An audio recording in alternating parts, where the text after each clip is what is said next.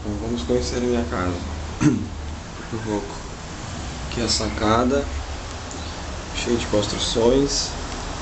A gente faz assim, bota o pescocinho um pouco para fora da sacada, a gente vê o mar.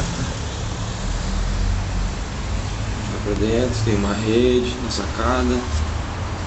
Entra aqui onde eu tento achar um pouco do sinal da internet, ainda que não tem, né?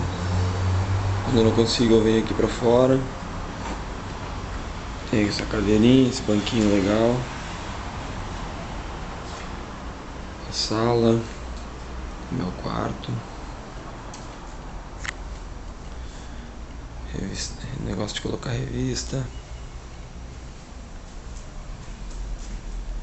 Ali o hall de entrada.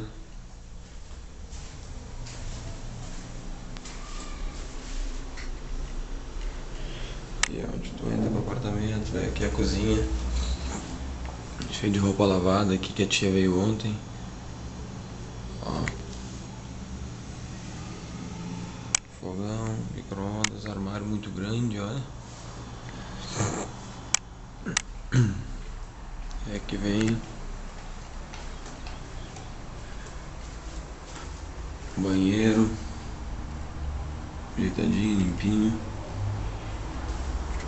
Aqui o quarto de amigo tá fechado. E aqui é o meu. A roupa suja que eu vou lavar agora. Esse aqui é o homezinho que eu ganhei da Gisele, onde eu vou botar minha televisão, vou botar mais ou menos ali num rack. Minha prancha lá no cantinho. Minha cama. Guarda-roupa, as mochilas lá em cima. E o maior problema, olha meu vizinho como é que é. Uma construção recém no início. Bom, este é o meu novo apartamento. E olha o que fizeram com o meu cabelo no Espírito Santo. Acabaram, pior que o neguinho lá que corta o teu. Tchau.